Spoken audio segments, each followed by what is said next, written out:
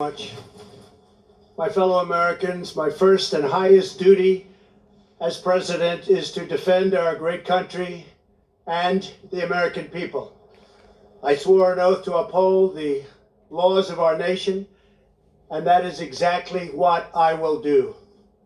All Americans were rightly sickened and revolted by the brutal death of George Floyd.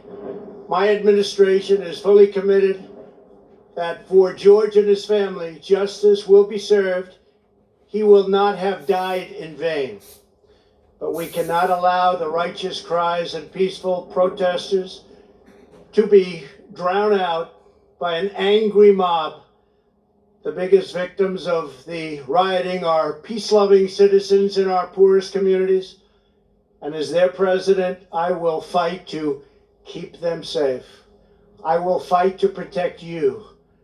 I am your president of law and order and an ally of all peaceful protesters. But in recent days, our nation has been gripped by professional anarchists, violent mobs, arsonists, looters, criminals, rioters, Antifa, and others. A number of state and local governments have failed to take necessary action to safeguard their residents. Innocent people have been savagely beaten, like the young man in Dallas, Texas, who was left dying on the street, or the woman in upstate New York viciously attacked by dangerous thugs. Small business owners have seen their dreams utterly destroyed. New York's finest have been hit in the face with bricks. Brave nurses who have battled the virus are afraid to leave their homes. A police precinct has been overrun here in the nation's capital. The Lincoln Memorial and the World War II Memorial have been vandalized. One of our most historic churches was set ablaze.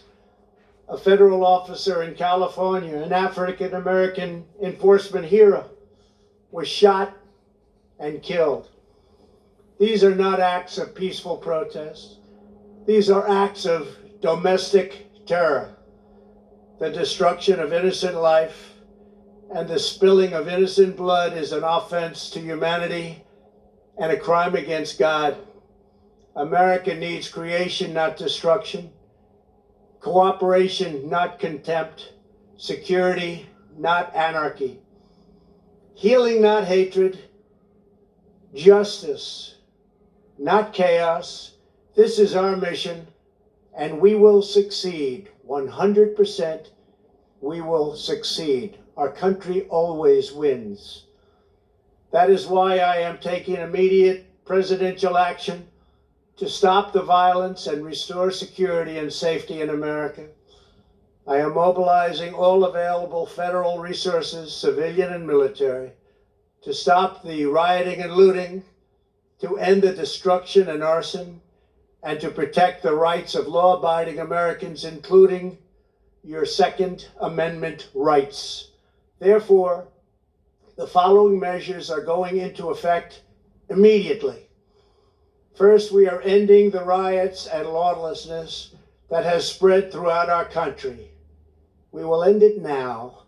Today, I have strongly recommended to every governor to deploy the National Guard in sufficient numbers that we dominate the streets. Mayors and governors must establish an overwhelming law enforcement presence until the violence has been quelled.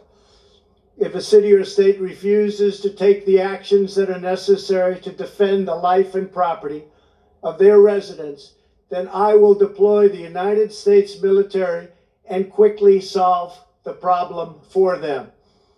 I am also taking swift and decisive action to protect our great capital, Washington, D.C. What happened in this city last night was a total disgrace. As we speak, I am dispatching thousands and thousands of heavily armed soldiers, military personnel, and law enforcement officers to stop the rioting, looting, vandalism, assaults, and the wanton destruction of property. We are putting everybody on warning. Our 7 o'clock curfew will be strictly enforced. Those who threaten innocent life and property will be arrested, detained, and prosecuted to the fullest extent of the law.